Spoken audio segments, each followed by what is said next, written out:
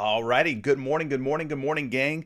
Happy hump day to everybody out there. My name's CJ, and in today's live stream, we're going to be looking at prize picks, my favorite way to play daily fantasy sports, and player props. If you don't play on prize picks yet, use promo code Curry to get a 100% instant deposit match on your first deposit up to $100. Link down in the description below for you to get started. Hit the subscribe button. Make sure notifications are turned on. I do this every single day, Monday through Friday, 11 a.m. Eastern time. We go over the player prop board over on Prize Picks. We do live research together, and I help aid you in a first look on the NBA slate. So that's what we're going to be doing again today. I appreciate everybody joining me. Definitely slap the like button if you haven't yet. That helps the channel grow. We're trying to grow the community out, build this thing out, get as many eyeballs on the content as possible to save you some time and some headache doing NBA player prop research, you and everybody else. So appreciate the continued support once again.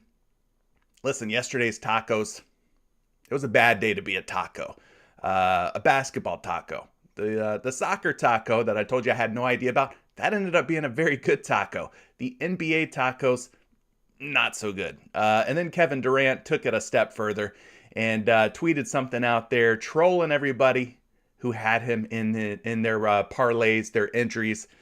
So KD, you did not earn yourself any new fans last night, I don't think, especially not in the player prop sports betting community. Kevin Durant not making any new friends last night. Anyway. Say all that to say we'll leave last night behind us. We'll move on to today. But yeah, KD, not my favorite person this morning. Anyway, let's check in with the chat here. We got Jay. He says, new to NBA DFS and your analysis already helped me hit on Underdog yesterday. Love the content. So obviously Underdog, another place for you to play player props. My favorite's obviously Prize Picks, but you can go and check out some of these other sites as well. But I'm glad that the content is helping you. I think that this content is helpful no matter where you play. Hopefully you play on Prize Picks. If you don't, though, this content does carry over to any site that you play on. And I'm glad that you're having some success and that this content is helping you. Drew Bree says, what's up? Good morning, Patreon gang. Let's get these dubs today. Shout out to you, Mr. Breeze. Thank you so much for being a part of the community and supporting my content through YouTube and Patreon. It means the most to me. Christian wants to know, is the Patreon worth it? Well, it's just $20. It's $20 if you aren't going crazy every night. If you're not going all in, listen, you have to win one $10 two-pick power play on Prize Picks, and then it covers the $20 to get in on Patreon. So, some of you people are already letting them know, yeah, it's well worth it. I mean, I'm not asking you to cut your arm off and give it to me or anything like that. It's pretty affordable, I would say. So yeah, I think it's well worth it, but maybe I'm biased. Tony says, good morning, CJ, and happy hump day from Puerto Rico. Love it. 12 games today. Yeah, huge NBA mega slate. We got a lot of props to talk about, so I'm going to try and get through it and condense things as quickly as possible. Travis A, what's up, boss? Kyle says, good morning. Broke even yesterday. Sometimes breaking even is like winning, Sometimes it's like that whenever the tacos don't go your way and things are a little rough, a little bumpy. But good community picks last night. A lot of community picks came out of our our nightly live stream that we do inside Discord for the Patreon members. So overall, pretty good day. Yeah, when those tacos come out and they don't hit, it just puts a damper on everything. Everyday Fantasy says, good morning, gang. Today's a new day. Let's do better than yesterday, and we're doing good. Yeah, we can definitely do better than yesterday. Mo says, what's up, family? Let's take these 12 games to recover from the food poisoning we got from these tacos. I know I had my worst night in a long time. Oof. Food poisoning, no, not good. No bueno, as they say south of the border. Chris Smith, good morning. Lost last night, but won't stop me from grinding a 12-game slate. Lots of money to be made. Yeah, there's going to be a lot of different ways to go. 12 NBA games, huge slate.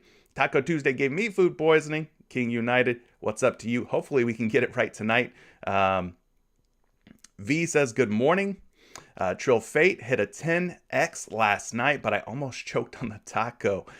Kings Abbey says, yeah, I got the BGs from that KD taco. BGs, for y'all that don't know, bubble guts. Bubble guts. Ty, shout out to you. Chris Smith, good to see you as well. Who else we got up in here? We got my man Ari in the building. Aaron Rodgers is in the building. 10K Zay. Explain curry taco then. Yeah, I don't know what's going on with that curry taco. Curry and tacos don't mix. They don't mix. Divine Truth Allah says, peace. New day, new money, 12 games. Let's eat. Love that attitude. Got to definitely be resilient in this game, especially if you come off of a bad night. Got to be resilient. Delvin Shin. Shin Dog in the building. What's up? What's up to you? Daniel Rodriguez. Curry. Middleton first half was my lock of the day. You helped confirm it. 17 of 19 on the picks. Thanks, Papa. You're welcome. Jason Peters, Tacos, Durant, Curry got me yesterday. They killed my power plays. New day, new money. Let's go. Got to have a short-term memory. Kush Lash. Shout out to you. Jeremy Lanois up in the building. What's up, CJ? Hope you're doing well this morning. This morning, I'm licking my wounds. Yeah, you know, I could be doing better, I guess you could say, in terms of player props and prize pick stuff. We could all be doing a little bit better, right? We could always be doing better. Seth Holiday, shout out to you. Moody Clips, what's up? Bank Shot, hello, hello. Jay Toa, good to see you as well. Darian's in the building. Duncan's in the building. I see all you. Tay, what's up, Tay? David Winker already coming through with a super chat. He says, good morning. I am coming for these coins. Prize picks. Y'all need to join Patreon. We are going to smash this slate. Patreon exclusive 1 hour prop talk stage. So what he's talking about is we do like an audio only thing inside of Discord where we, basically open it up to the community. It's, like a community forum format. Everybody who wants to jump in can jump in and hop on the mic, share their favorite picks and plays. We go over it together, similar to what we do here. It's kind of an extension of what we do here on YouTube, except I'm able to open it up to you guys. I wish YouTube had a feature where I could treat this almost like a call-in show, like a public access show, where instead of reading comments in a text chat, that I could just hit a button like you could do on Instagram and invite you guys on here and talk about these player props with you. That's the future. I hope I can get there one day. I don't think there's a way to do it just yet. I'll look into it. But if there's ever a day, one day, whenever I can make this instead of a text chat to where I could have you guys live on camera with me, I'm going to do it. I don't know if YouTube supports it, but when they do, trust and believe, we going to do that. We going to definitely do that. So shout out to everybody else up in here, man. I appreciate all of you guys. Listen, I could sit here and say hello and chit chat and chop it up with you all day long. But listen, we got business to get down to, man. 12 NBA games. Yeah, I would love to have people call in, Gerard. That's exactly what I'm talking about. Like a public access live call-in show. That type of thing would be dope. Or if you guys can request to hop on the live with me, man, come on. That's what we're going for, though. In the future, we'll get there.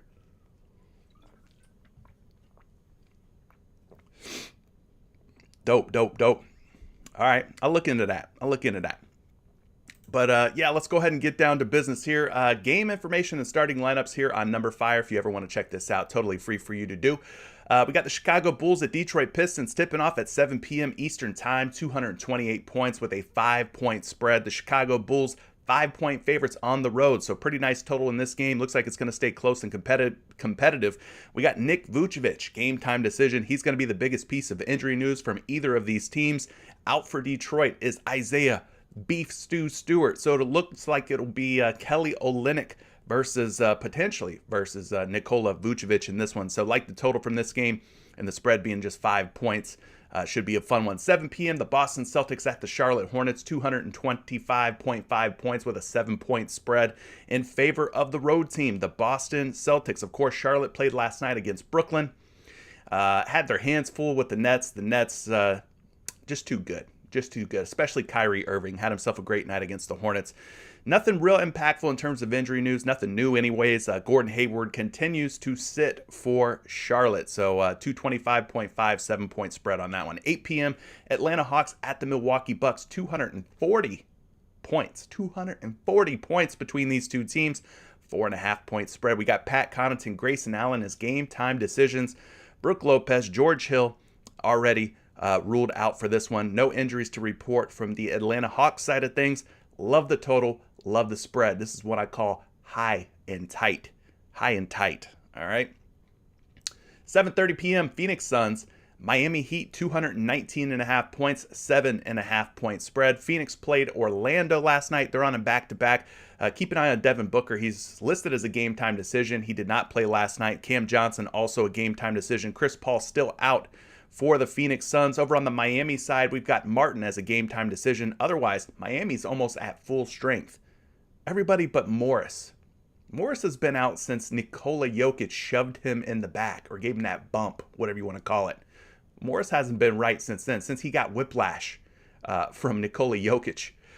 So I don't know if we're going to see Morris at all or what's going on, but apparently that injury was pretty impactful.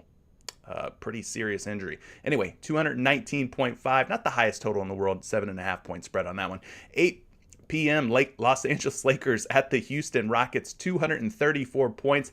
Nice high total. The spread is just 5, which is kind of sad when you consider the state of things for the Los Angeles Lakers. The fact that this is a 5-point spread and not a blowout for LA, kind of depressing. The Lakers, game time decision, LeBron James. Obviously, he would be a huge one if he does not play. It'll be Russell Westbrook and a cast of characters that aren't the most glamorous. Malik Monk, Austin Reeves, Taylor Horton Tucker, and maybe some Dwight Howard in there if LeBron sits out. On the Houston side, they're dealing with some of their own injuries. Dennis Schroeder, Garrison Matthews, Christian Wood, Jayshawn Tate, all game time decisions. So definitely monitor this injury news for the Houston Rockets. But love the total, and the spread's looking pretty good here early. 8 p.m. tip-off for the Oklahoma City Thunder and Minnesota Timberwolves, 231.5 points, but the spread is 14.5, meaning major blowout implications in this game. Be careful playing anybody in a full game format. For OKC, Favors and Williams, game time decisions. Robinson, Earl, Giddey, Dort, Muscala, Jerome, already ruled out. Sounds like Dort's going to miss the rest of the season. On the Minnesota side, a long list of injury news on their team as well. Ant Edwards, D'Angelo Russell, Jared Vanderbilt, Patrick Beverley, Taurean Prince, and Wright is the only guy that's already been ruled out. So you got to keep an eye on the injury news, especially for Minnesota, especially for them. But a huge spread there. Leads me to believe this game is going to blow out. Orlando and New Orleans tips off at 8 p.m. Eastern time. 223 points in this one. The Pelicans, 9-point favorites at home. So this one could creep into blowout status pretty quickly as well. Orlando, as I mentioned, played last night against Phoenix, so they are also on a back-to-back. New Orleans on a back-to-back as well.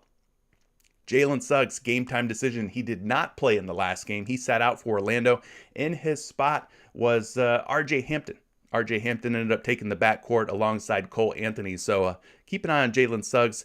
It looks like Markelle Fultz has already been ruled out, which may mean that there's a greater chance that Jalen Suggs plays tonight. But definitely keep an eye on that one. On the New Orleans side, Brandon Ingram did not play last night, and in his place, CJ McCollum had himself a great all-around game. I think he hit darn near every single player prop. So if you took any CJ McCollum props, even the ones that got bumped up after BI was ruled out, I think CJ McCollum hit pretty much all of them. His points, his rebounds, his assists, his PRA, his fantasy score. I think it was all good. All good for CJ McCollum. Moving on to the next game, 8:30 Toronto Raptors at the San Antonio Spurs. We got 230 points in this game, 2-point spread, so pretty high total. 2-point spread means it should stay close. It should stay competitive, but you never know with these wonky NBA games. Keep an eye on Fred VanVleet. He is a game time decision. It looks like OG Anunoby is going to continue to miss games for Toronto. He's been dealing with a fractured finger. Nothing real impactful on the San Antonio side in terms of injury news. On to the next game, 8:30, New York Knicks at the Dallas Mavericks. 215.5 is the implied total between these two teams. 8.5-point spread in favor of Dallas. Looking at the New York Knicks, man, they got some injuries piling up. D. Rose, Nerlens Noel, Cam Reddish, Obi Toppin, Quentin Grimes, R.C. Diacono. I probably murdered your name. I apologize. Kemba Walker already ruled out. Mitchell Robinson is even a game time decision. So it's going to be a pretty thin New York Knicks team from the looks of things. On the Dallas Mavericks side, Jalen Brunson, game time decision. He missed the last game. Tim Hardaway Jr. Is ruled out. He has been out for a number of games now. So nothing really changing, but Jalen Brunson would be the one to definitely keep an eye out on. 10 p.m., we're getting into some of the late games. Eastern time, Denver Nuggets at the Sacramento Kings. 240 points between these two teams. Super sky-high total, 5-point spread. So love the total. Spread's not too bad either. We've got Bones Highland, game time decision. Will Barton, game time decision. Kankar, Murray, and Porter still out for Denver. Over on the Sacramento side, Mo Harkless, Jeremy Lamb, both GTDs. Looks like Rashawn Holmes has already been ruled out for Sacramento. So we got a battle of two of the best bigs. We've got Nikola Jokic, Domantas Sabonis. The big men assists will probably be in play. Two of the better passing bigs going head-to-head in this one. That should be a fun one. 10 p.m., Portland Trail Blazers at the Utah Jazz. 222 points. My, oh my. I don't know if I've seen a spread this big in a long time. 17.5 points in favor of Utah. I mean, it's not a mistake. If you look at the Portland Trail Blazers and their projected starting lineup, Anthony Simons' game time decision, they were pretty bad the last time they took the court. I thought Josh Hart surely would rise to the occasion as being the lead dog for this team, the alpha male on the Portland Trail Blazers with Simons out last game. Not the case. Hart played terrible. The whole team played terrible. They're officially in tank mode. They want to land one of those top 4 draft picks, and who could blame them? Very strong draft class in those top 4 picks. So anyway, I say all that to say, if you're going to play anybody from this game, make it probably a first half only type of play. This game's going to get out of hand from what it looks like. And finally, we've reached the end. We've reached the finish line. 10:30 p.m. Eastern time, late night tip-off. Washington Wizards at the Los Angeles Clippers. 218 points, 4-point spread. Not the highest scoring game, but it looks like it's going to stay competitive. Bradley Beal obviously out for the season. Carey Jr. out. Over on the Clippers side, Robert Covington is a game time decision. And other than that, Clippers dealing with a whole bunch of injuries. Kawhi Leonard, Paul George, Norman Powell, the most impactful ones. They've been out, though. Nothing changing, really, for the Clippers. They are on a back-to-back, though, tonight. So there you go, man. That is today's NBA slate. Lots of games, 12 of them to be exact.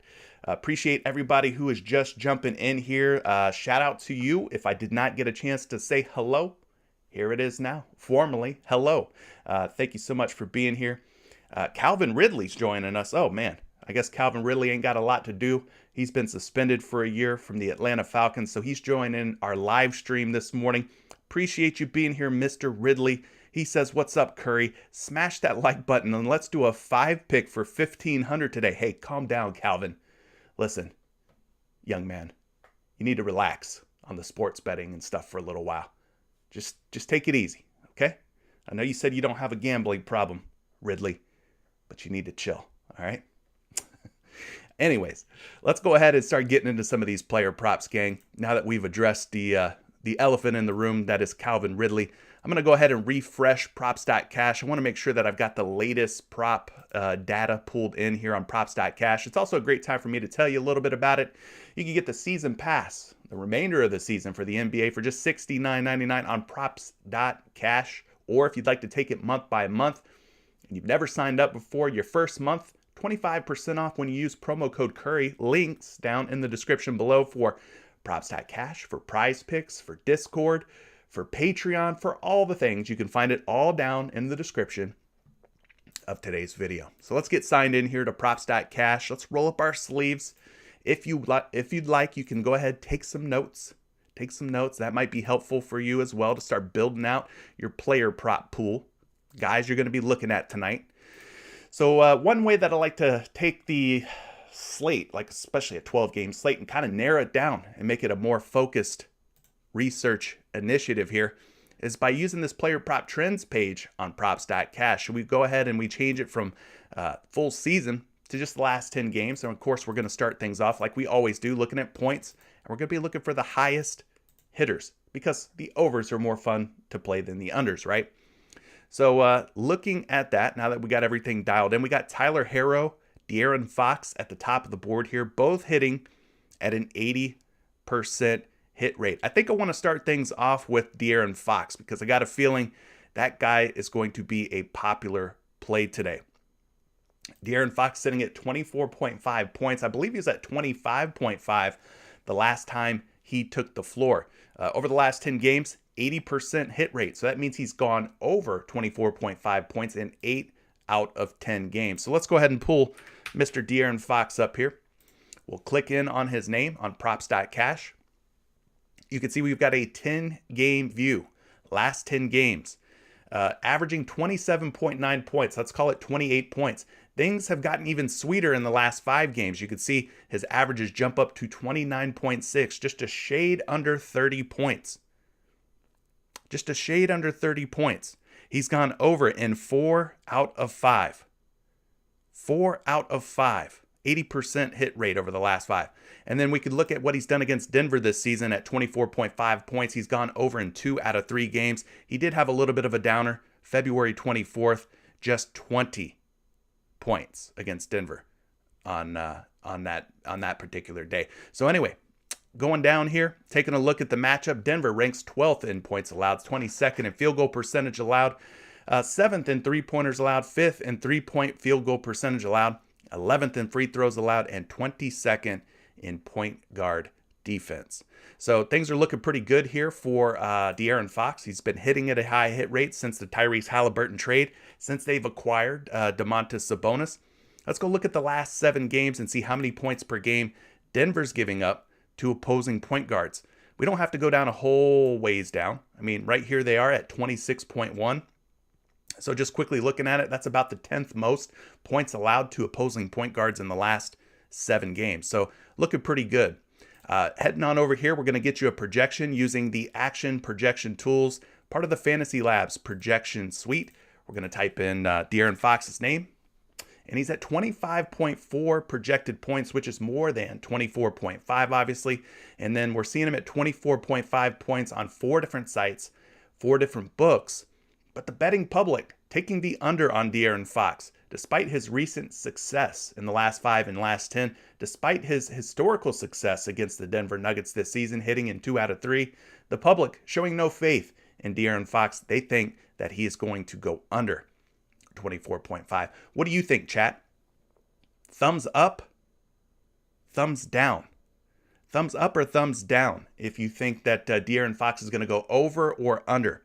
Let me know. I'd like to take the temperature of the room. You feeling this De'Aaron Fox prop or nah? You let me know. He's been hot. He's definitely been hot. The other guy that we mentioned is Tyler Herro. Not so interested in him just because the Miami Heat are so healthy now, man. They got everybody back pretty much. I mean, I guess you could go there if you wanted to go there, but for me, not really looking at it. Plus, he's not up on the PrizePicks board anyway. There's just a quick scan. I'm not seeing him. John Collins has come back pretty strong here for the Atlanta Hawks. John Collins at 15.5 points. You look at the last 10 games for him, 70% hit rate. So let's see what JC's been up to. Looking at the last 10, 16.1 points per game. It's a little bit of a downtick from his season averages of 16.6. His last 5 games, 14.4. So his scoring average in the last 5 dropped down a little bit. He's got some really good games and some really bad games, which seems to be the case anytime I play John Collins. Hard to trust him, at least for me anyway.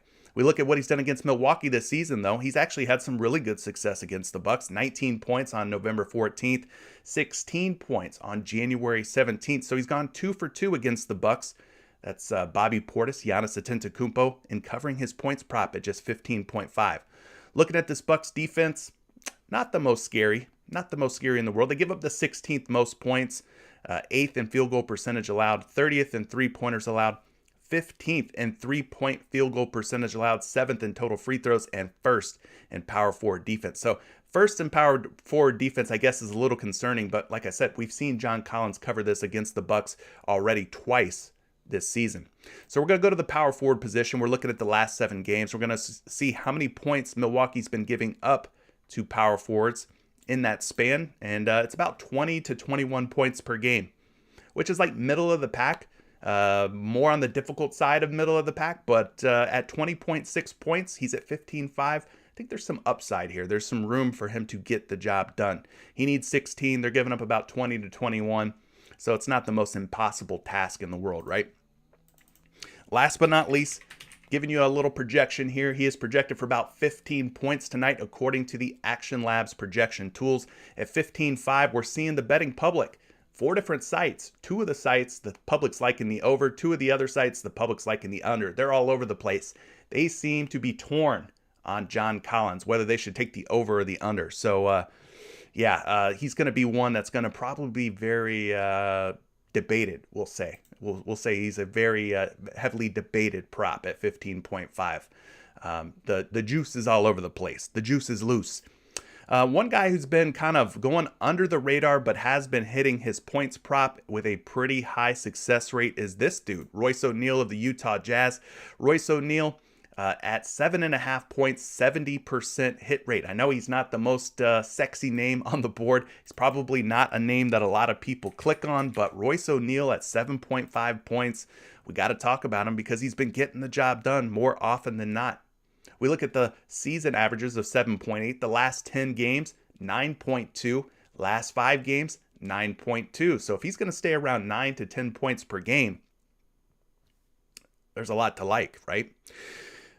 Previous matchups against Portland, he's played them once, only had 4 points, but that was back on December 29th. So it's been some time ago since he's last played Portland. We know the Portland Trail Blazers, not a scary team, not a scary defense. You kind of see what Portland is up to. Lots of green. Green all over the board. 27th in points allowed, 28th in field goal percentage allowed, 28th in three-pointers allowed, 29th in three-point field goal percentage allowed, 27th in free throws allowed, and just 28th in small forward defense. So green all across the board. The matchup is not a concern. We'll take a closer look. Small forwards, we're looking at points. Portland Trail Blazers giving up about 21.6 points per game to small forwards. So I think Royce O'Neal probably going to be in play. Maybe you go Bojan Bogdanovic in that shooting guard small forward role. Both of those guys could probably be worth considering against this Portland team. But we are talking Royce O'Neal, so let's go ahead and pull a projection up for Royce. I got him projected for 8 points. He's at 7.5 on every sports book, and on most of those sites, he is a betting favorite to go over. One site, the public taking the under. They don't think he's going to hit 8 or more points. So there's Royce O'Neal for you. Saddiq Bey, I don't have to talk much about him. We got a lot of Bey haters, or baiters as I like to call them. But 16.5 points in an up-tempo style game against the Chicago Bulls. Saddiq Bey is probably going to be in play. Julius Randle, RJ Barrett, probably worth mentioning as well. Like I said, the New York Knicks are going to be very, very thin across their roster. So those guys, Randle, Barrett, probably going to have to shoulder more of the load. And then you got Luka Doncic, who's been hitting at a 70% hit rate as well. So that's enough about points. I'm sure you guys will have more questions, some other props to mention when we get to the Q&A portion of today's show. Let's flip it on over, take a look at some assists. And while I take a little sip of water, you guys can assist me by hitting the like button. We fell just short of 200 likes yesterday. Let's try to get back on top of that, go for 200 or more in today's stream. Thank you so much for your support, by the way.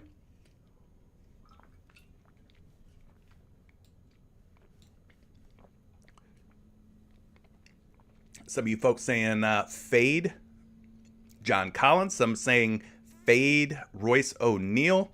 I mean, that game against Utah is definitely going to be one that has blowout risk, blowout potential. So, yeah, if you want to fade them, you can always fade them. I'm just mentioning them because their hit rates are high.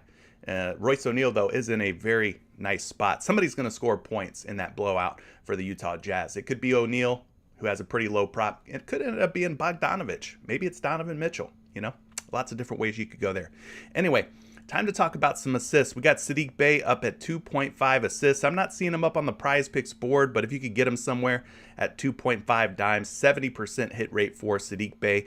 Bam Adebayo, not a guy that I typically click on for assists, but his assist prop at just 3.5 has been hitting pretty well at 70%. Al Horford, another big guy who gets the job done in the assist category, at least over the last 10 games. 2.5 dimes, 70% hit rate for him, but I'm not seeing Big Al up on the board. RJ Barrett's another guy at 3.5 assists who has been covering in 70% of his games. Not seeing RJ Barrett up on the board tonight either, man. They are keeping a lot of these guys away from us. Domantas Sabonis, though, like I said, he's going to be facing off against Nikola Jokic.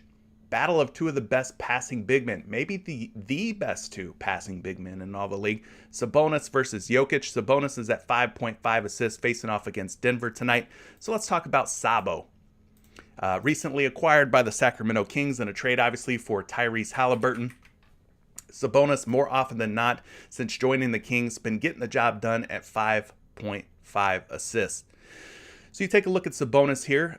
You can go back to some of these games, but those were games when he was still with Indiana. More recently, though, you can see what he's been doing in the assist column. Last 10 games, averaging 6 dimes per game, 70% hit rate. We look at the last 5 for Sabonis. He's gone 4 for 5 or 80%, however you want to call it. 6.2 assists per game. He did fall short against New York, but it's worth mentioning, my man got ejected in that game.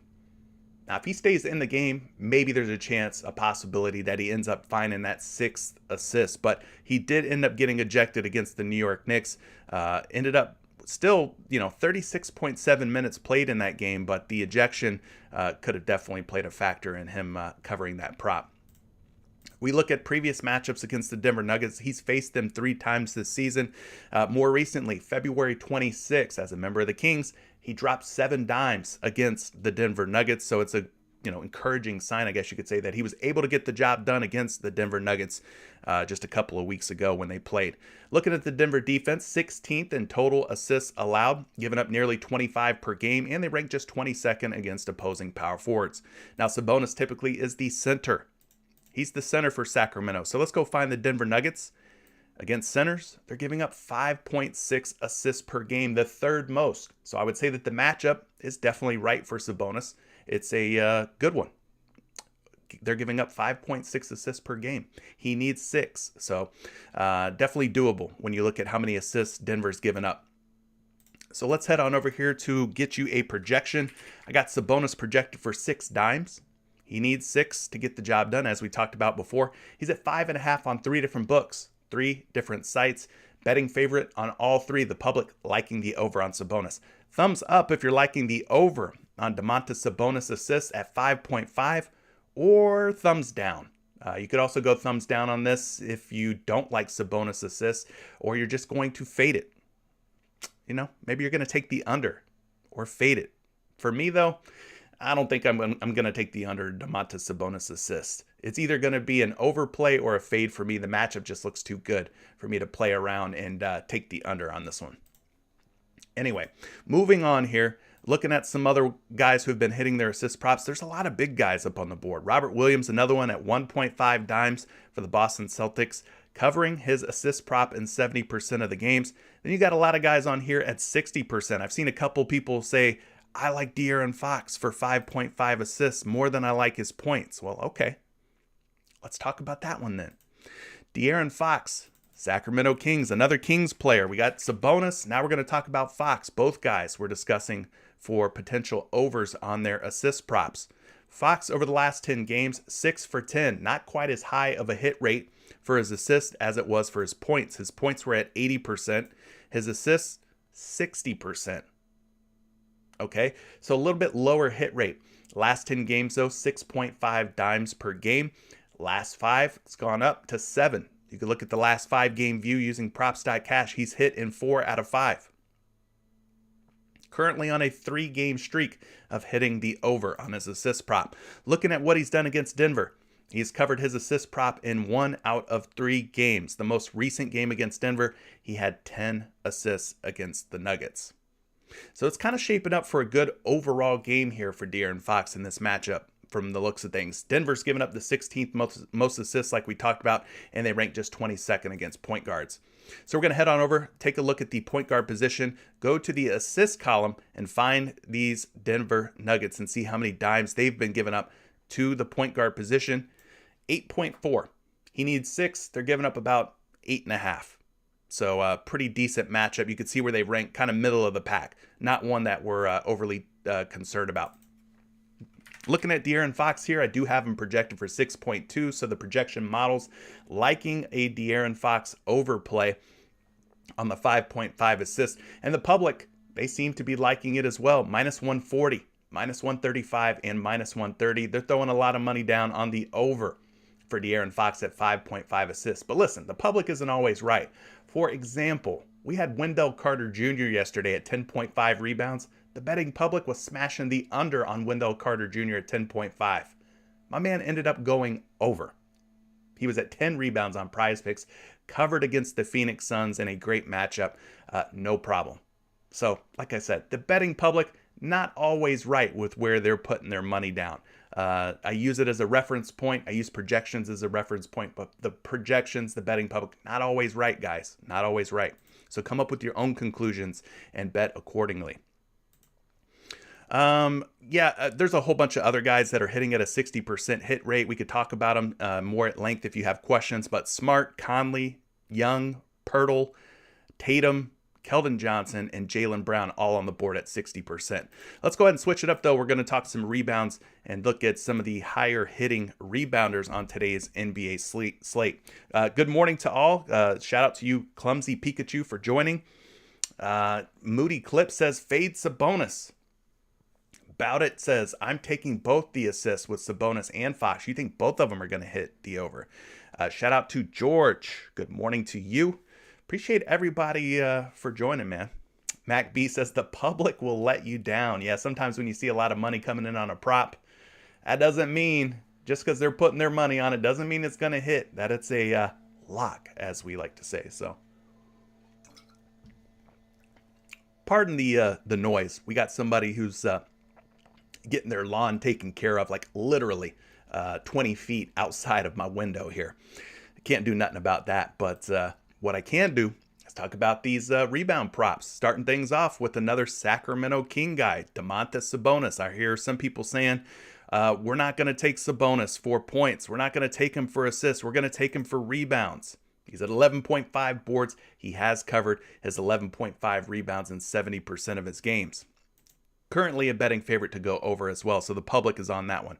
Let's talk about the guy on the other side, though. Nikola Jokic, he has not been featured yet for any type of prop or anything. Jokic has had a couple of really, really strong games here recently. Back-to-back, really like monster games for Jokic, especially the other night against the New Orleans Pelicans.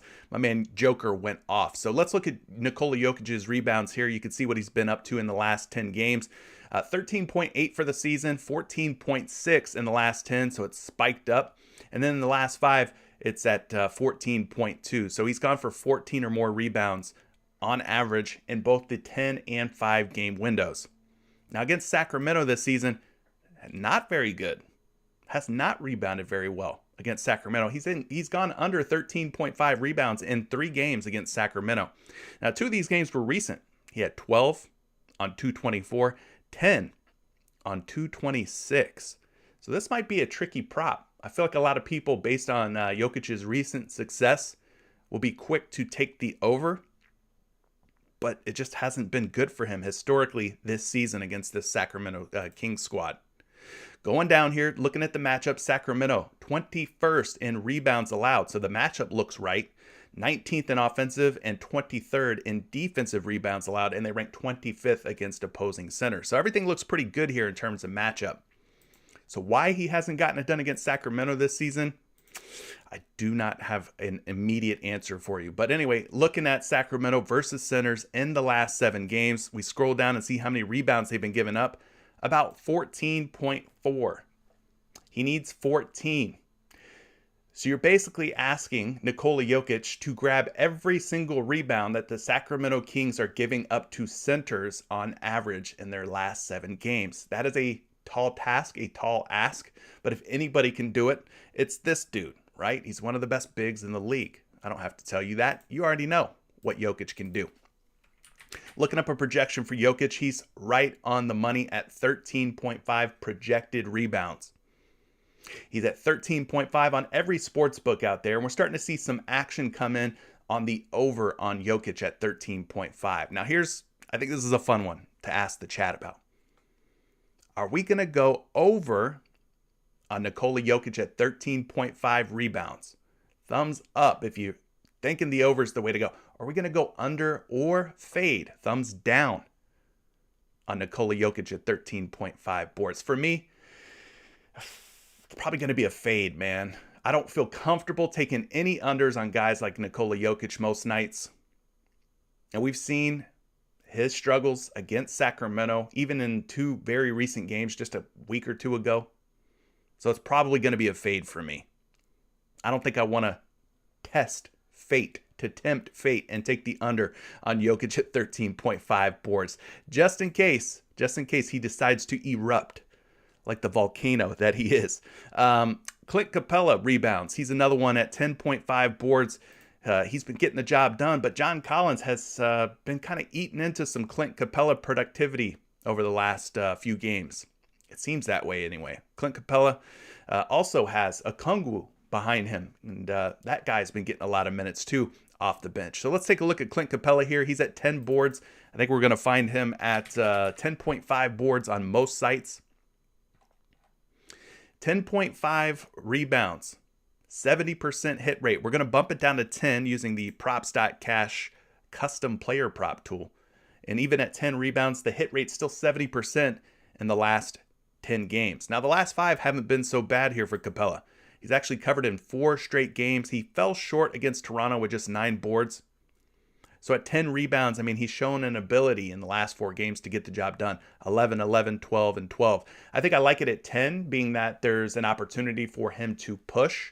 10.5, obviously, you wouldn't get that luxury of being able to tie or push. But you can see what he's done this season, averaging 12 per game, 11.6 in the last 10, and 11 in the last 5. Now we look at what he's done against Milwaukee. He's played them 1 time. It was all the way back in November, though. November 14th, he came away with 13 rebounds against the Bucks. That's Bobby Portis, Giannis Antetokounmpo. So 13 rebounds for Capella in that previous matchup. Making our way down here, the Bucks defense giving up the 14th most total rebounds, 13th offensive and 16th defensive rebounds. So the rank's not overly difficult. It's kind of an average matchup. We go to the DVP charts once again. We're going to take a look at the Milwaukee Bucks. They're giving up about 13.6 boards per game to centers. You can see where that ranks them. That's in the bottom 8th most difficult matchup. And then last but not least, we'll get you a projection here. Take a look at Capella's projection of 11.8 rebounds. So the player prop models on Action Labs do like Clint Capella to go over 10 boards at 11.8. But again, the betting public at 10.5, smashing the under, minus 140 on most books to go under 10.5. So for me, I'd probably say we take the over on Clint Capella, but don't be surprised if you end up in a push or a tie situation. So if you're wanting to take Capella, I'd lean toward the over, but again, it could very well be one of those that ends up in a push or a tie. You got Gobert up here, Sadiq Bey, Bam Adebayo, Bojan Bogdanovic, Keldon Johnson, Julius Randle, Monte Morris, Aaron Gordon, Tyler Herro, Luka Doncic, and Jimmy Butler, all at 60% hit rates. Now, I heard somebody mention, or I saw somebody mention, I didn't hear anything, I'm reading. I saw somebody mention Rudy Gobert. Rudy Gobert's rebounds. He's at 13.5 today, but he is going up against Portland. So the matchup for Rudy Gobert, not one that's probably very scary, right? He's going to have to get it done in like 3 quarters. If he doesn't get it done by the 3rd quarter, you're really, playing with fire, because there's a chance that he may not see the 4th quarter. With the way that this game is projected to go, 17, now it's an 18-point spread in favor of Utah. This game's going to get out of hand. And it's going to get out of hand really bad for the Portland Trailblazers. But anyway, Rudy Gobert at 13.5 boards, just a 60% hit rate. So I can understand why people would want to go to it based on the matchup. We know Portland's pretty thin in their front court.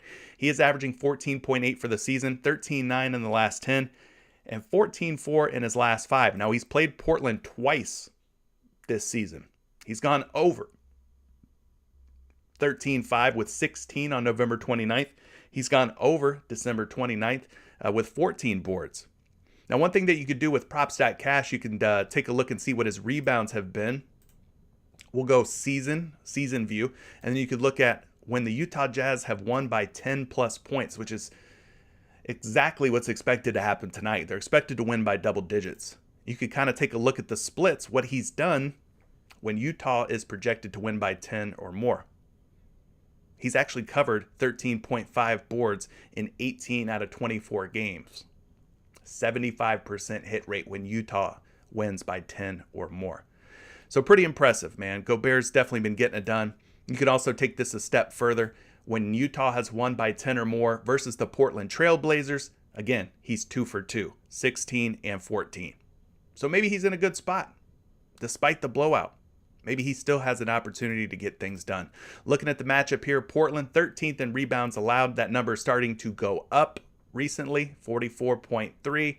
It was at 43.7 2 weeks ago. Of course, you remove Nurkic out of the lineup and things start to slide in the wrong direction if you're Portland, giving up more rebounds now than they did 2 weeks ago. They rank first in offensive rebounds and 22nd in defensive rebounds. So that's where Gobert is really going to make his money tonight, is on the defensive boards. Looking at Portland, guys, they're giving up over 19 rebounds per game in the last 7 games to centers. That is the second most. You cannot ask for a much better matchup. They're actually tied with Dallas for the first most. Tied for Dallas for the first most rebounds. Both teams giving up 19.38 rebounds. That's kind of weird, but both teams giving up the first most rebounds to opposing centers. So you could go there if you want. You could go there with Gobert. Don't make me start rapping. Don't make me start rapping. I got Rudy Gobert projected for 14.3 boards, so that is more than 13.5. But at 13.5, we're seeing the public a little pessimistic about Gobert's chances of landing 14 boards. They're taking the under at 13.5, minus 135 odds. You guys taking Rudy Gobert over rebounds? Or are you taking the under? Let me know. Hit the thumbs up on this video and drop a thumbs up in the chat if you're liking the over on Gobert's rebounds. Or maybe you're just going to hit the fade. Or you're going to take the under. I ain't taking the under on one of the best rebounders in the league. That's for sure. Same principle applies to Gobert as it does to Jokic. I don't want to tempt fate and take the under on Rudy Gobert in a matchup against a team giving up the first most rebounds, over 19 boards per game. I don't want to tempt fate there, gang. That's not the game that I want to play. Play stupid games, get stupid results. Something like that, right? PRA here. Points plus rebounds plus assists. We skipped over Tyler Herro earlier. He was not up on the board, but Tyler Herro's PRA quietly, maybe not so quiet. Maybe I'm just not paying attention, but he's been hitting his PRA at a pretty high clip. 80% hit rate at 27.5 PRA, but the Miami Heat not up on the board just yet. I'm not seeing any Heat props. So we can't really discuss Herro, but consider him if he's added to the board later on in the day. 27.5 PRA. Easy peasy, lemon squeezy for Tyler Heasy.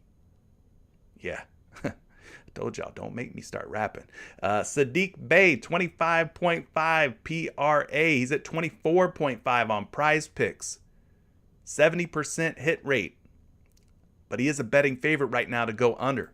Bam Adebayo, another Miami Heat player, hitting his PRA at a high clip, 31.5. 70% hit rate for him, 7 for 10. He is a betting favorite right now to go over. Royce O'Neal, 14.5. Some of y'all were hating on Royce O'Neal's points. You said we ain't taking the over on Royce O'Neal's points. Are you taking the over on his PRA at 70% hit rate? Betting Public's taking it. He is a minus 125. Minus 125 at the moment. RJ Barrett, we talked about him. He's going to have to be Mr. Do Everything. Him and Julius Randle. Let's talk about RJ Barrett real quick at 34.5 PRA. Because the Knicks, man, they're thin. They're thin. They got a whole lot of injuries piling up on their team. So let's click in here and take a look at RJ Barrett and see what he's been up to. Last 10 games for Barrett, averaging 38 PRA. 70% hit rate. Last 5 games for Barrett, still maintaining 37.6, right around that 38 PRA mark. Now against Dallas, he's played Dallas once this season. He had 41 PRA, and it wasn't that long ago, January 12th, in fact. So he got the job done with 41 PRA. Scrolling down here, taking a look at this matchup, Dallas ranks pretty highly, pretty stout team across the board. Second in points allowed, 11th in rebounds allowed, and 7th in assists allowed, and they rank 9th against opposing shooting guards. Low total on this game, 215.5. and the spread is 8 right now in favor of Dallas. So I don't know what to feel. I don't know how I like this. Yes, he crushed against Dallas before, but it's not shaping up to look too good here for my man RJ Barrett. So let's sort by team name here. You can see that the Mavericks are giving up 22.5 points to shooting guards in the last 7, about 5 or 6 rebounds. Let's call it 6 rebounds. We'll call it 29 PRA, and then about 4 assists per game. So about 33 PRA. Not the best numbers. 33, 34 PRA given up to shooting guards. Also look at the small forward spot because you got Fournier in there. He could be the shooting guard. He could be the small forward, whatever you want to call it. But we'll also look at Dallas against small forwards. 17 to 18 points allowed, about 6.5 rebounds allowed. So that's like 23, 24 PRA. And then you sprinkle in some assists. He's about 27, 28 PRA. So the matchup's not looking very sexy here for RJ Barrett. Maybe he's a contender for an underplay. Could be. RJ Barrett, 29.4 projected points plus rebounds plus assists. That's a whole heck of a lot lower than 34.5. That's a whole heck of a lot lower than 34.5. The projection models are not fans of RJ Barrett tonight. I will also tell you this. He is 1 PRA higher on PrizePicks at 34.5 than he is on the sports books. Now, normally we get value on PrizePicks, meaning the books are typically higher than they are on PrizePicks, but this is kind of a flip-flop. In this case, Barrett's a point higher on PrizePicks versus some of these other sites out there. So in this case, maybe we consider the under. The matchup doesn't look great. He is a PRA higher on PrizePicks. But then again, there's a lot of injury news for the New York Knicks. A lot of guys out, so maybe RJ Barrett is asked to do more. Looking at some of these other PRA plays, Marcus Smart's another guy who over the last 10 games has been getting the job done. Last 10, in fact, a 70% hit rate from a man, Marcus Smart. We don't talk about him a whole lot. He kind of gets overlooked for guys like Jason Tatum, for guys like Jaylen Brown, but maybe we should put a little respect on Marcus Smart's name and just discuss him for a moment. Let's do it. He's playing against Charlotte tonight, so we know that game's going to be one of those fast-paced, up-tempo, high-scoring type of affairs, right? Smart is at 23.5 by default on props.cash at 70% hit rate. Let's bump him down to 22.5. Now his hit rates are 80%. 80 is better than 70. I like 80% better than I like 70%. I think that's easy for us to say. But over the last 10 games, averaging 24.3 PRA, last 5, 25 PRA. So very good averages. And then you look at what he's done against Charlotte this season, has played them twice. And in those 2 games, he went for 16 PRA. That was at the start of the season, though. That was a long time ago, October 25th. More recently, though, February 2nd, had 32 points plus rebounds plus assists against this Hornet squad. So everything looking pretty decent here for Marcus Smart. 8 out of 10. We go down and look at the Charlotte defense. Man, they are one of the worst teams.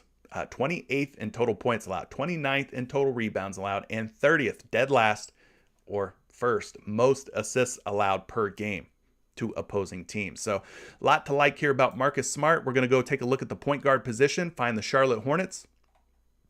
Charlotte's given up over 23 points, over 7 rebounds, so we're already over 30 PRA allowed. And then they're giving up nearly 10 assists, so we're looking at about 40 PRA given up to the point guard position, and Smart needs just 23 to hit the over. I think there's plenty of upside here for Marcus Smart in this particular matchup. Typing in Smart's name, we got a projection of 22.6, slightly more than the 22.5 that he's at today. And then the betting public on 2 different books, we're seeing juice. The juice is loose on the over. C3P is already saying Marcus Smart's PRA always hits. Are you guys liking Marcus Smart? Do you agree with C3P and Marcus Smart over 22.5 PRA against Charlotte? I mean, the matchup, like I said, man, looking really, really good for him. Has hit in his last game. It's going to be one of them games that's going to be up and down, and I think Marcus Smart could possibly benefit from that.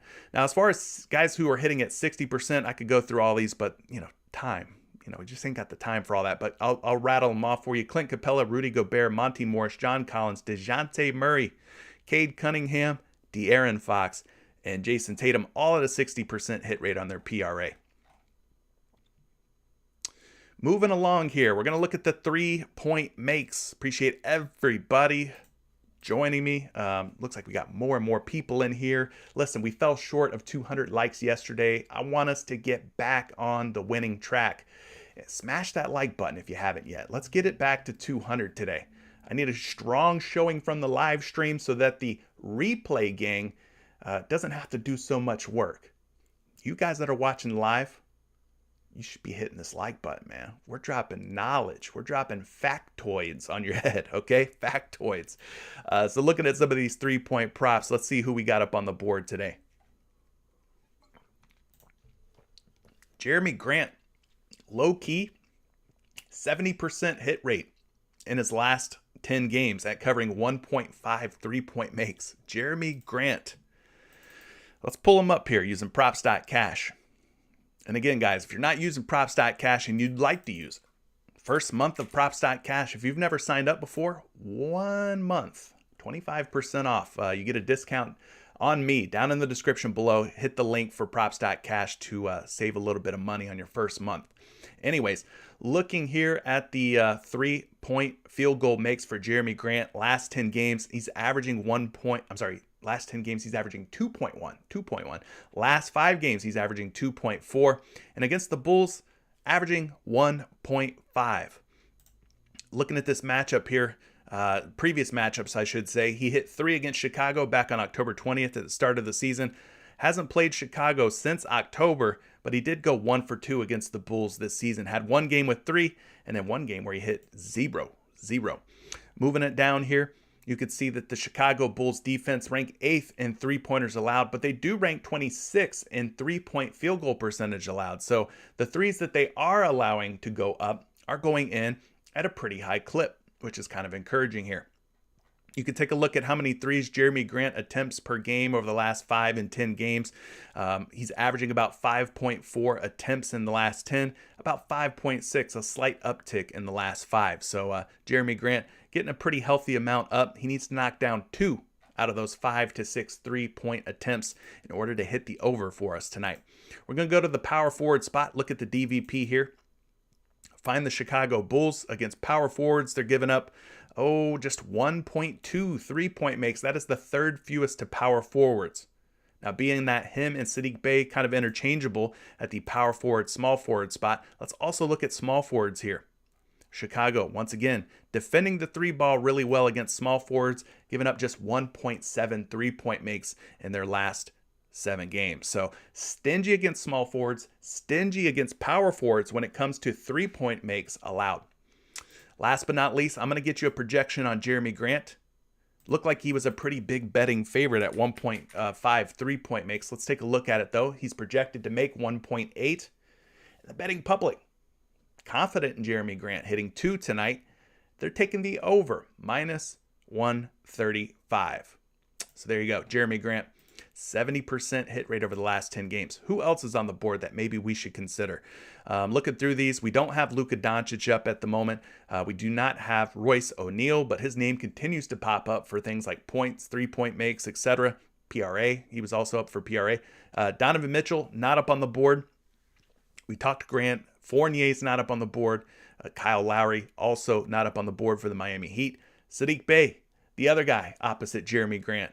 Maybe Bey doesn't hit and Jeremy Grant does, or maybe it's a vice versa situation. Marcus Smart's not up on the board. Monty Morris not up on the board. So we're not getting any of these high-hitting 3-point shooters. We could talk Bojan Bogdanovic, though. Bogdanovic has been, pretty good at knocking down his point prop, knocking down his 3-point prop. So let's talk about some Bogdanovic. This is the Utah Jazz Bogdanovic, by the way. Bojan Bogdanovic. Looking at his 3-point field goal makes over the last 10 games. For the season, guys, he's averaging 2.6 makes. The last 10 games, he's averaging 3.4 makes.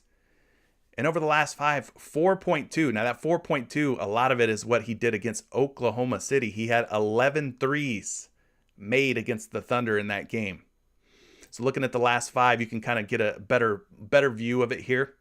Had just one against Phoenix, one against New Orleans, but had 4, 11, and 4 in the 3 other games. So 60% hit rate in his last 5. Looking at the previous matchups against this Portland Trailblazers squad, he has failed to go over 2.5 3-point makes in 2 games, but these games were from the end of last year. This Portland Trailblazers team, as it is currently constructed, a lot worse.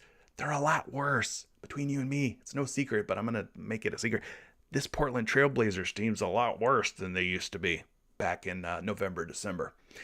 So maybe the matchup's a lot easier. I would say that it is a lot easier against Portland. Looking at the Portland defense, you can see some of the metrics here. They rank 28th in total threes allowed, 29th in 3-point field goal percentage allowed, and just 28th in small forward defense. So yes, the Portland Trailblazers are bad. My oh my, are they bad. Looking at the DVP, Portland giving up about 2.6 3-point makes in their last 7 games. That puts them right around the 10th most allowed at 2.6. So the matchup, again, not one that we're really all that scared of. Bogdanovich, projection 2.6, but the public taking the under on Bogdanovich. They do not have confidence in him making 3 3-pointers. So that's it for some 3-pointers. Quickly, we'll talk about some free throw makes. Same old from me. We're not going to really dive too deep into these, but, the things that I look for. Guys who are high usage guys, meaning who's going to have the basketball in their hands? And when they have the ball in their hands, are they going to be aggressive? Are they slashing? Are they attacking? Or are they sitting back and camping out at the 3-point line? I want the guys who are going to be aggressive and slash and attack. DeMar DeRozan probably fits the bill. Cade Cunningham probably fits that bill. Maybe we go LaMelo Ball against Boston. Trae Young. So you also want guys that when they get to the free throw line, they're going to knock down their shots, right? So high percentage free throw shooters, also something that I look for. We also want the guys who are going to be the designated technical foul shooters. Trae Young fits the bill. In crunch time, when it gets down to the wire, and those intentional fouls start coming out, who's going to be the guy that the team forces the ball into their hands? Like, we want to get the ball to someone like, I don't know, Chris Middleton, good foul shooter. Maybe Giannis gets the ball. He's gotten better at his free throw shots, right? Fair to say. We know he's going to be a high attempt guy. Giannis Antetokounmpo, always getting to the line, one of the top free throw shooters in the league.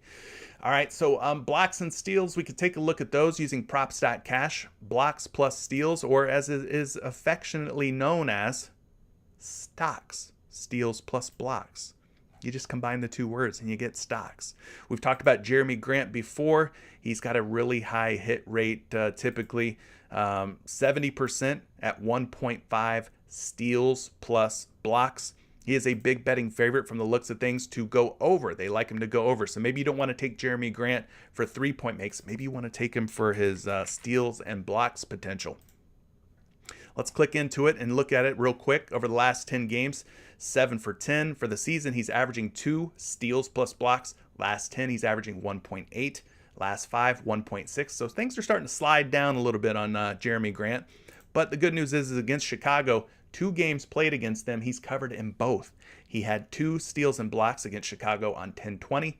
He had 6 steals and blocks against Chicago on 10-23. So he's averaging about 4 per game against this Bulls squad.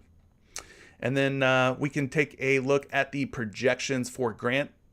And we'll start getting into some of your questions. Appreciate you guys for hanging out with me. He's projected for 2 steals plus blocks. He is a betting favorite. The public smashing the over, minus 140 on Jeremy Grant to go over 1.5 steals and blocks. So things looking pretty good for him. Otherwise, other players to maybe consider, just quickly browsing through this list here. Terry Rozier is another guy at 1.5 who has been hitting at a 70% hit rate. Haven't talked much about Terry Rozier, but we can do so now. Maybe his steals and blocks are a good play. Over the last 10 games, he's gone 7 for 10. He's averaging 1.6 steals and blocks for the season, 2.2 in the last 10, 2.4 in the last 5. So his averages are climbing, which is a good thing if we're looking to take the over. Versus his former team, revenge narrative for the folks out there who like narratives. Revenge narrative for Terry Rozier, I should remind you, he's covered in 1 out of 2 games. Had 3 on February 2nd, 0 steals and blocks against Boston back on January 19th. Taking a look at a projection here on Rozier for these steals and blocks. I got him going for 1.7, but he's a betting favorite to go under 1.5. Doo-doo-doo, doo-doo-doo. Aaron Rodgers reporting that Fred VanVleet is playing tonight for the Toronto Raptors. Is that official, Mr. Rodgers? Fred VanVleet is in? Let me know. Sounds like it might be official. I know you don't post any fake reports in here, right? You ain't in here trying to spread false reports, right? Anyways, that's going to be it for your steals and blocks, gang. If you have any questions, now's the time to leave them. I'll take as many as I can. Many as I can for the next 15 minutes or so. Appreciate you guys rocking with me, joining me this morning. Thank you for all the support, by the way. All you guys viewing this, sharing this. Those of you who have subscribed. Shout out to David Soto for subscribing. Shout out to Mr. Frozen Tundra for the sub. Adam Bennett with the sub. Appreciate all three of y'all. Thank you for subbing this morning. And thank you for all the likes too, man. Appreciate that as well. Let's see what you guys are liking here. Got a lot of chitter chatter going on here in the chat. Some Siakam news. Not news, but you guys are talking about some Pascal Siakam. I'm not quite sure exactly what you're talking about. Oh, Trey Prince is saying that Pascal Siakam is a lock. He said the dreaded L word. That Pascal Siakam would be a lock if Fred VanVleet is out. But Aaron Rodgers is saying that Fred VanVleet's playing. And that Siakam is never a lock. Never a lock. So some discussion going on about Pascal Siakam. We haven't talked about him at all, but maybe we could. Darian Petty is asking about Zach LaVine under fantasy points. Do you want to take the under on Zach LaVine's fantasy points? We could take a look at that. We don't talk a whole lot about fantasy points, but you can see what Zach LaVine's been up to in the last 5 games for his fantasy points. At 38 fantasy points today, he's averaging 38.7. Has gone over in 2 out of 5. So he's got a 40% hit rate. Not the greatest hit rate in the world for Mr. LaVine. Taking a look at the DVP, LaVine versus Detroit. We're going to call LaVine the shooting guard, right? And Ayo Dosunmu the point guard. Detroit is giving up 44.4 fantasy points per game to shooting guards in the last 7 games. That's the 4th most. So if you dare take the under on Zach LaVine, do so knowing that it is very risky because Detroit has given up quite a few fantasy points. They're giving up about 44.5. He needs 38.1 to go over. So the matchup's looking pretty favorable, in fact, for Zach LaVine. Now I can pull up a projection, thankfully, using the Fantasy Labs projection tools. I got Zach LaVine projected for 40.7 fantasy points against the Detroit Pistons. I wonder if we could get you a game log here. Let's see. Game log. Opponent. Maybe we go Detroit.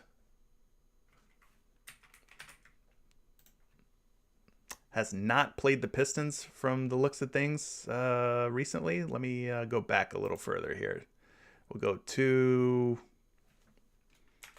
go 10, 21. I don't know. It ain't showing me what he's done this season for whatever reason against the Pistons, but there we go. All right, so he's played Detroit 3 times this season. He was projected for 41.6 against Detroit on October 20th, ended up with 52 fantasy points. Played Detroit on October 23rd. He was projected for 41.6, went for 24.3 fantasy points, so that was an under. And then against Detroit in the most recent game on January 11th, 40.3 was his projection. In that one, he actually went for 33.3. So he's gone under against the Pistons for fantasy points in 2 out of 3 games. But he has shown 52-point upside. So matchup's looking pretty good for LaVine. So just, be a little careful with taking the under on him tonight. Wouldn't be my favorite play, I'll tell you that. Clumsy Pikachu is asking about Giannis Antetokounmpo in his assist prop. Let's go look at it. The Greek Freak, Mr. Antetokounmpo, going up against the Atlanta Hawks tonight. Let's go ahead and pull him up here using props.cash. Type in Giannis's name, click in on him. And you can see over the last 10 games at 6.5 assists, which is his default on props.cash, 4 for 10. But he is at 5.5, so let's dial it down to 5.5. Now his hit rates jump up to 70%. Covered 5.5 and 7 out of 10. He's averaging 6 for the season, 6.4 in the last 10, and 5.8 in the last 5. Now he's played Atlanta twice this season. He's covered 5.5 assists in both games against Atlanta. Once in November, once in December. So 2 for 2 against the Hawks in covering his prop. Atlanta giving up the 28th most assists to opposing power forwards. And I'll just put a bow on this one for you by getting you a projection on his assists. Projected for 6, betting favorite, minus 140 to go over. So the public liking the over on Giannis tonight. Could be a sweat. Could be a sweat being that he's only hit 6 against Atlanta in 2 previous games, meaning he's not blowing it away with 7 or 8 assists or 9 or anything like that, but it looks like a pretty solid look. Omarion Mayo. That's a fantastic name. Omarion. Shout out to B2K. Mayo. Shout out to OJ Mayo, former NBA hooper. Got Omarion and you got OJ Mayo in your name. All right, cool, man. You're a cool guy. Terry Rozier at PRA. Let's go take a look at my man Scary Terry. 30.5. We talked about it before. This is kind of a bit of a revenge narrative, so to speak. Rozier versus his former team, the Boston Celtics. Rozier had a pretty decent game last night, I want to say, if I remember correctly, against the Nets. He is on a back-to-back.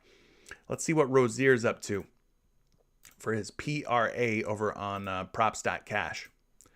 So we got it all pulled up here. Last 10 games for Rozier at 30.5. Oh, 30.5. He's covered in 8 out of 10.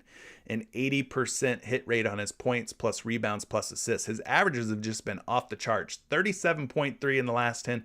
39.2 in his last 5. Now let's take a look and see what he's done against Boston. Again, this is his former team. Let's kind of dial this in here on props.cash.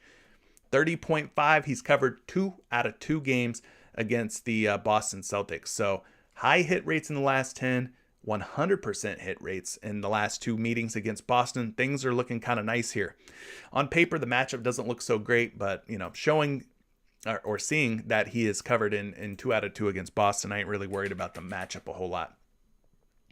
He is projected for 29.9, but at 30.5 PRA, a betting favorite to go over on one book. The other book, not really seeing a whole lot of action. So Rozier PRA, you could do worse with your money.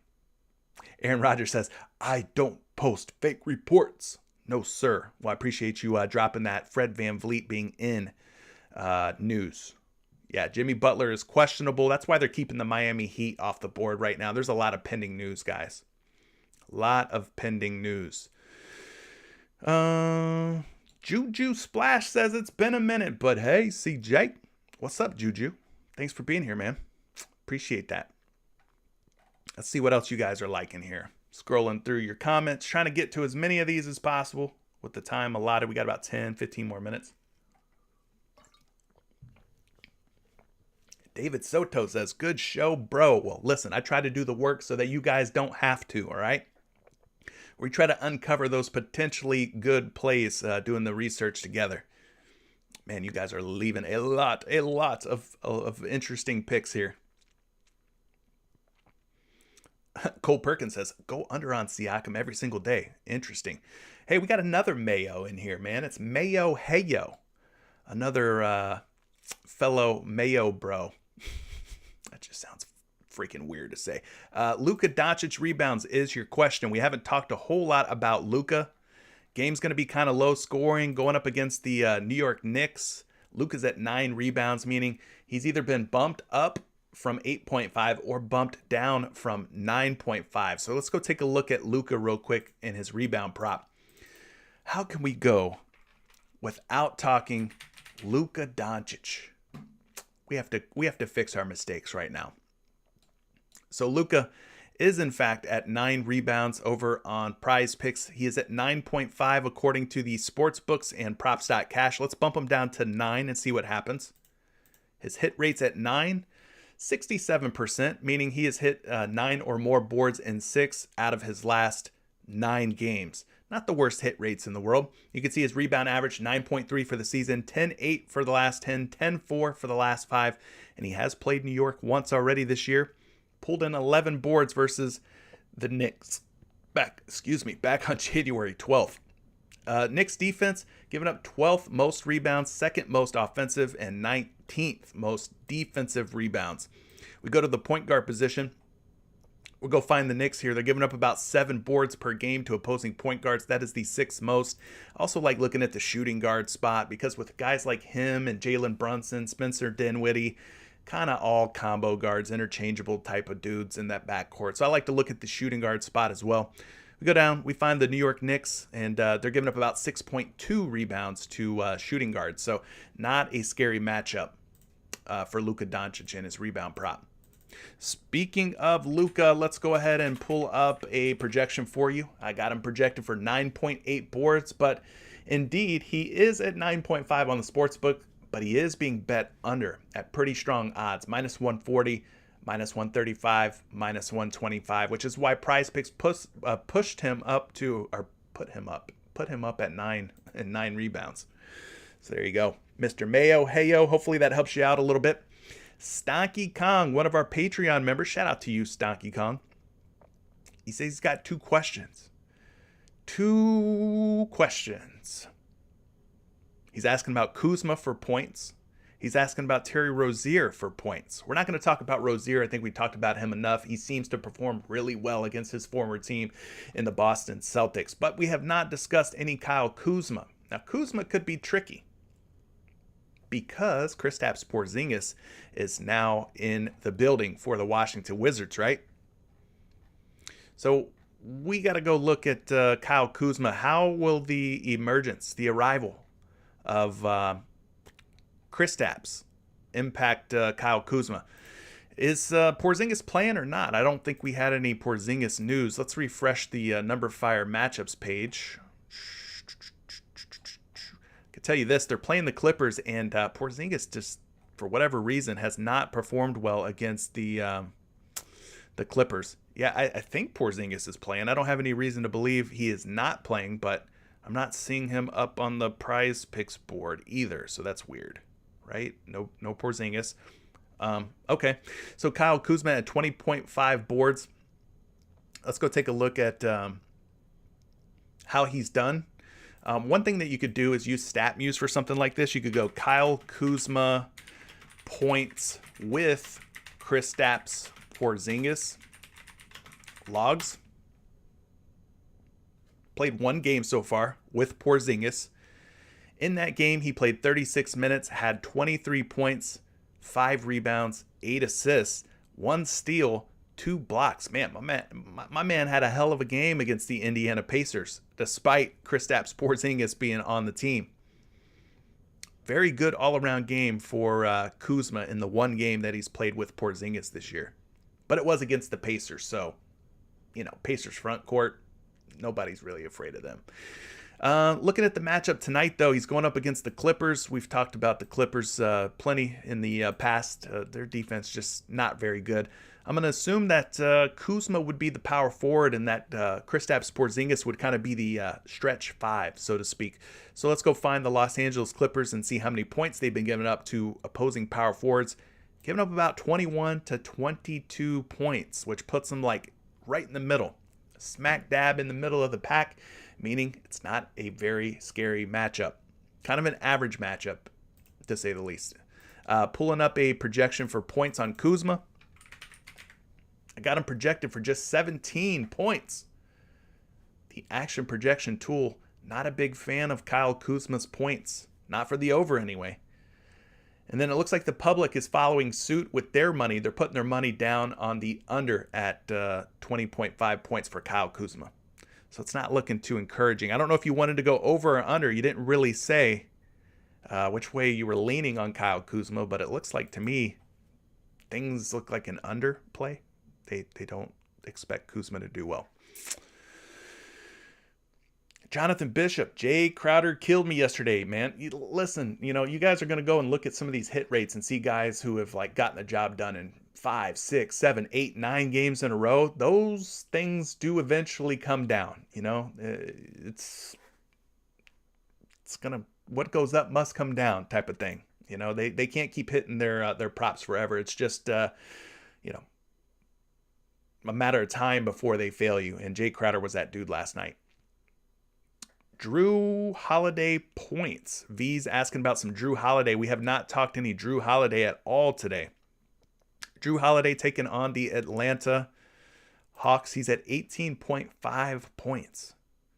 Some of you were asking about Chris Middleton points. I would say this, that Chris Middleton's points better on the road than he is at home. The splits, very real for Chris Middleton. What I mean by splits is how he performs on road games versus home games. He's a lot better on the road when it comes to scoring points. But anyway, you're asking about Drew Holiday at 18.5. We're just going to quickly look at this matchup so I can get to as many questions as I can. Again, this is high-level research. This is not, the end-all, be-all. You should not consider this to be like the end of your research. Hopefully it's just the beginning, sparking some ideas, some props, some plays that you might be liking, might be interested in playing. But anyway, the Atlanta Hawks is the opponent tonight. They're giving up 22.3 points. You can see where they rank kind of in the 10th to 12th fewest points allowed to point guards. So let's move it over here, get you a projection on the points for Drew Holiday. Matchup not looking great on paper. Drew Holiday, though, is projected for 18.7 points, slightly more than the 18.5. Not seeing a whole lot of line movement, a lot of action on Drew Holiday over or under at 18.5 at this juncture. Armando wants to know, are they putting Jalen Green up later? I think there might have been some pending news from that Houston game. I want to say that could be slowing things down. Houston and Lakers. Yeah, they're probably waiting on the LeBron James news. You got Dennis Schroeder, Garrison Matthews, Christian Wood, Jayshawn Tate, all game time decisions. So that's why there's a delay on some of these props, especially on the Houston Rockets side. Julio Bautista wants to know about Kyle Kuzma, but he's asking about the blocks and steals for Kuz at 1.5. Let's see if we can pull up a little bit of info on Kuzma. Blocks and steals.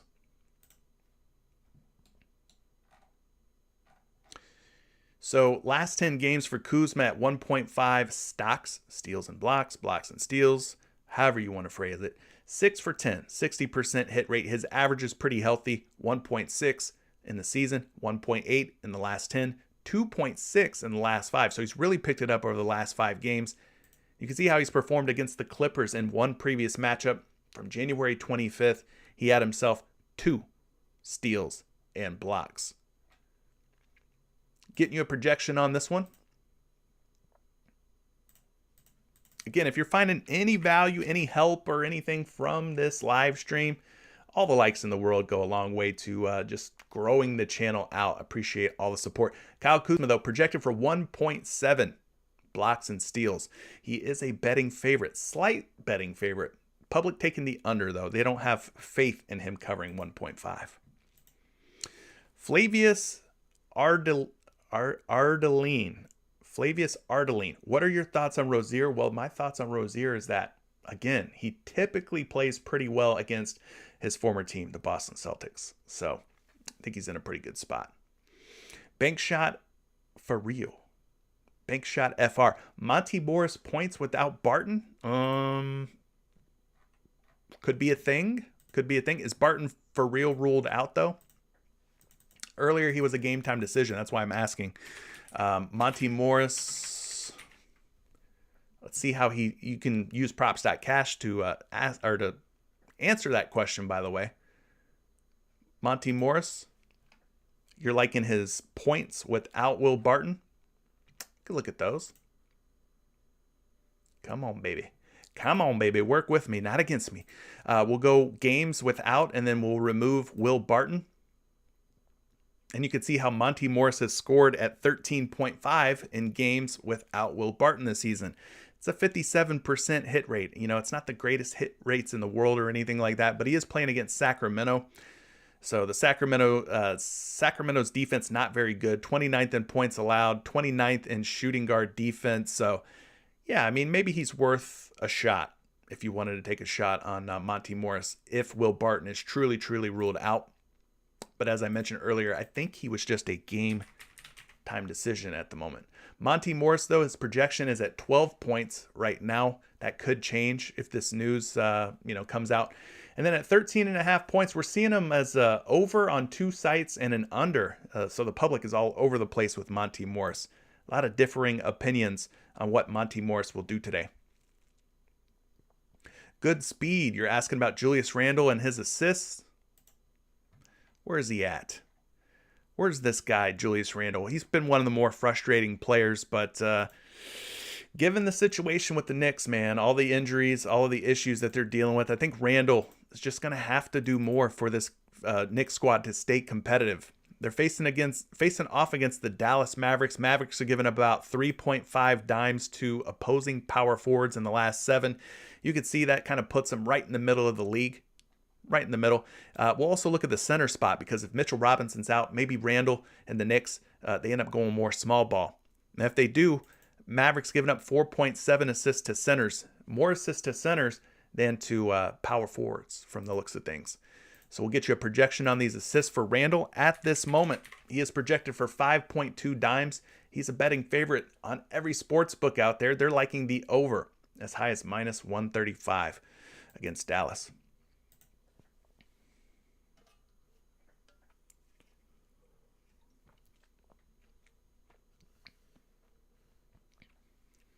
Darian Petty is asking Jaylen Brown under PRA. Under fantasy points. You're wanting to go under Jaylen Brown's fantasy points. He's at 40 right now. We look at the last handful of games for Jaylen Brown. He has gone under in 3 out of 5. He's going up against Charlotte, though, so it's, always a dangerous situation when you're going up against a team like Charlotte that likes to play fast, up and down, lots of possessions, lots of shots, lots of opportunities for things like assists and rebounds and steals and blocks and all that fun stuff. So Charlotte against shooting guards. They're giving up the 4th fewest points at around 34 to 35. So the matchup looking kind of daunting for Jaylen Brown, looking kind of tough. We'll get you a projection on Jaylen Brown. I've got him going for 39.6, so that is a slight under. That is a slight under for Jaylen Brown. Let's see what he's done in previous matchups against today's opponent, the Celtics. The Hornets. Dude plays for the Celtics. Dum-dum. Come on now. He's faced Charlotte 3 times this season. He's put up 54, 40.2, and 27.2 fantasy points in 3 games against Charlotte. So he's went over 40 fantasy points in 2 out of 3 games. So again, you're kind of playing with fire in a game like this against a team like this. But if you really want to take the under, the matchup kind of seems to favor the under. Yeah, Crowder did not do very well last night. Missed some shots. But if you guys looked at the numbers, you could see that Mikal Bridges and Jay Crowder, they had a tough matchup against the Orlando Magic. Small forwards do not typically do very well against Orlando for whatever reason. Don't know why that is, but Travis A is asking, do we go back to Miles Bridges' assist today, back to a prop after a flop? Well, Miles Bridges had a lot of potential assists go awry for him. The opportunities were certainly there. His teammates, again, just not knocking down those opportunities, not knocking down those shots. So, you could definitely go back to Miles Bridges if you want to. I know somebody earlier, I saw somebody saying something like, why do you want to go back to Miles Bridges? Blah, blah, blah, blah, bum, yada, yada. Why Miles Bridges? But Boston's given up about 3 assists per game to opposing power forwards. Miles Bridges, again, had all the opportunities in the world to get it done. It's not on him. guys. It's on his teammate, right? His teammates have to make shots, and they didn't do that. They didn't do anything to bail him out, so he ended up at 3. I took the over at 3.5 yesterday, and my boy did not get through. Lost to the hook on Bridges. But if you're asking about it, I'll pull up a projection. 3.7 projected assists, and he's a betting favorite slightly to go over against Boston tonight. So there you go. Rusty Bearing says, what's good, CJ? Haven't tuned in a bit. On vacation in Colorado. Pissed that PrizePicks doesn't really work up here. I think it does work, but there's certain stipulations in Colorado. I think you could only play 4 and 5 picks, and they have to all be fantasy points, something along those lines. Matt's mentioning some Jeremy Grant fantasy score. Let's look at Jeremy Grant. Where is he at? He's at 30 fantasy points. I got Grant projected for 34.4, so we're seeing a pretty decent edge there for Jeremy Grant. About 4.4 fantasy points higher, according to Fantasy Labs. And then we'll look at the DVP real quick. Chicago Bulls giving up about 39.9, let's call it 40, about 40 fantasy points. So there's some upside for Grant. We'll also look at the small forward spot. Bulls giving up, again, about 38. So they rank pretty low, but the amount of fantasy points that they're giving up is a healthy number. So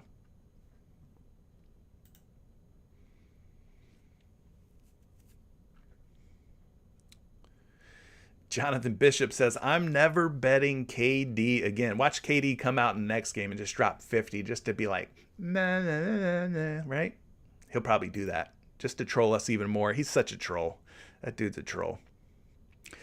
Tay Burden says Van Vliet is playing. So we got another person saying Fred Van Vliet is playing. He's playing. Yeah, I mean, Jay Crowder, listen, I know he's been hitting his prop because I see a lot of people talking about Jay Crowder. Jay Crowder is Jay Crowder. I mean, he's never been, some elite scorer. Yes, the opportunities are there, but like Aaron Rodgers is saying, man, Crowder's a bum, and bums will do that. It's not like he's some elite scorer like DeRozan or, I don't know, Jason Tatum or something. He's Jay Crowder. He's a 3-and-D guy. There's going to be games where Jay Crowder's shot's just not going to fall. He's a streaky shooter. Streaky. I think that's the best way to put it. In the same vein of like a J.R. Smith. Some games he's really hot. And he could go on spurts of games where he's really hot. But, all good things come to an end at some point. Rardo says that Miles Bridges is going to get locked up today. So does that mean that you like his assists more? If he's not scoring, do you think he's doing more dishing, more assisting? Possibly. Maybe. Rusty Bearing says, cold up here in Colorado. I'm from Florida. Me too. And it's been kind of a weird morning already. Some overcast, some rain, a little bit of sun.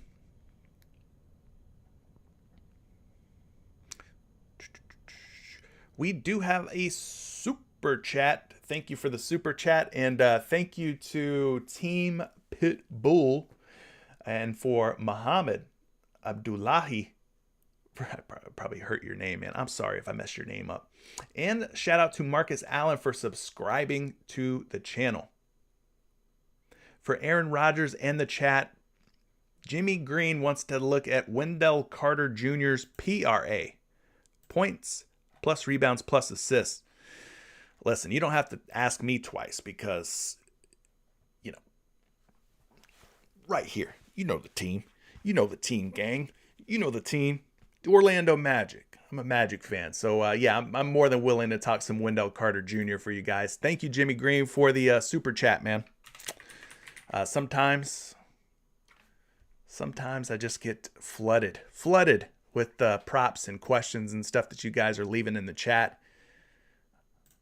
You know what they need? They need to clone me 3 or 4 times and have multiple people answering these questions simultaneously. Wouldn't that be a thing?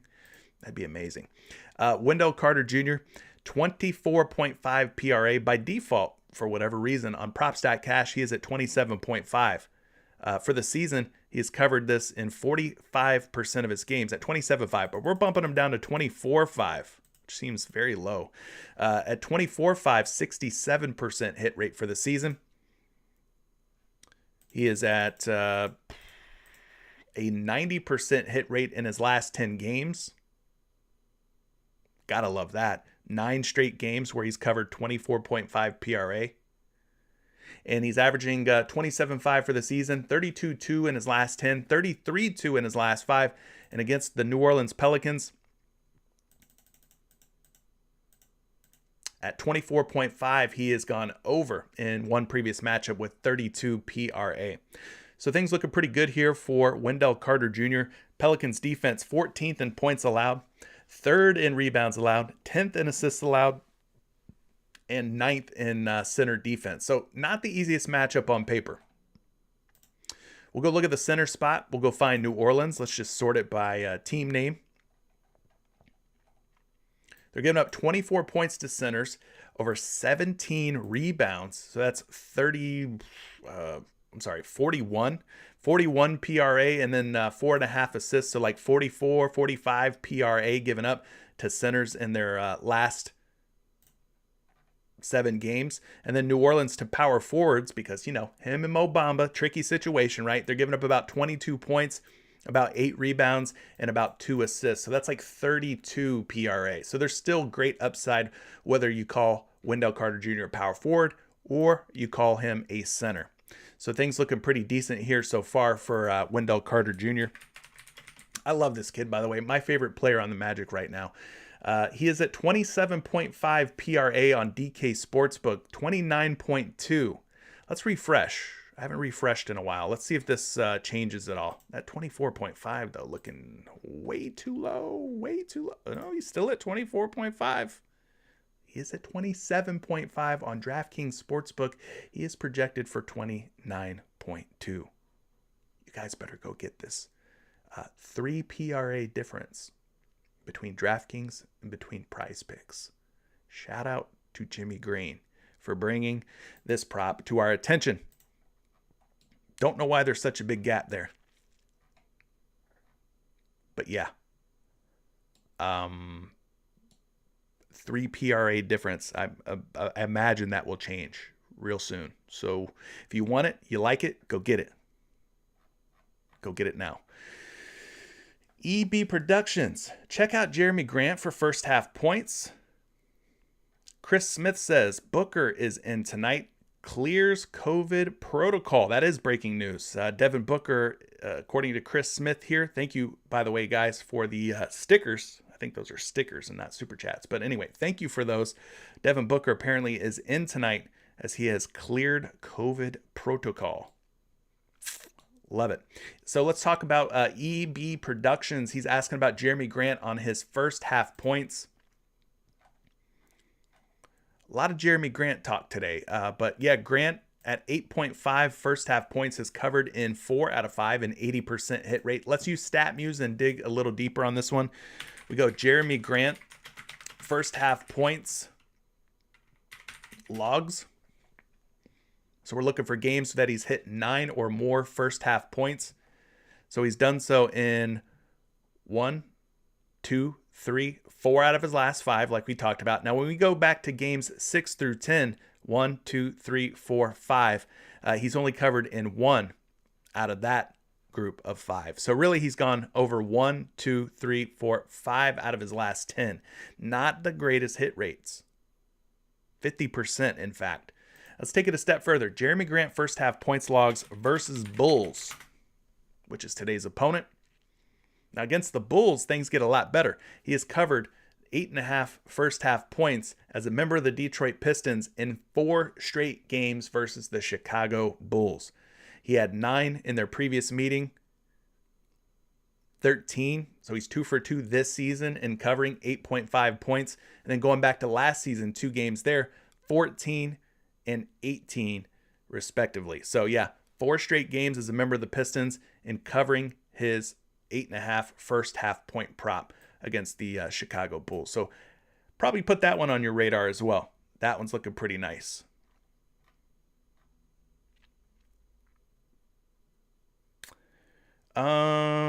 Yeah, sorry guys. I know I'm skipping over people, skipping over things. I wish there was a better way to like manage all of your questions and props and all that stuff. But yeah, I I don't know. What are we talking about? Moody? Was it Moses Moody? Or are you talking about Moody Clips? Marcus Smart PRA. Yeah, we already talked about that one. I thought it looked really good. I thought Marcus Smart PRA looked strong. LNCJ711. I know some of you are just now getting here, but we did talk about some Marcus Smart PRA already. And I thought it looked nice. Anyway, gang.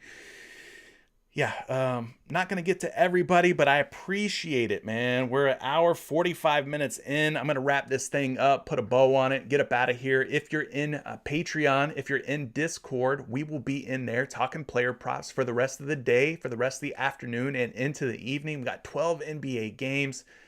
If you have not liked today's live stream, please do so on your way out. This is the end, though, until tomorrow. I will be back here at 11 a.m. Eastern time. So thank you so much for checking it out. My name's CJ. Subscribe, notifications, like, do all the things, man. I appreciate you guys. Good luck tonight on your entries. Peace.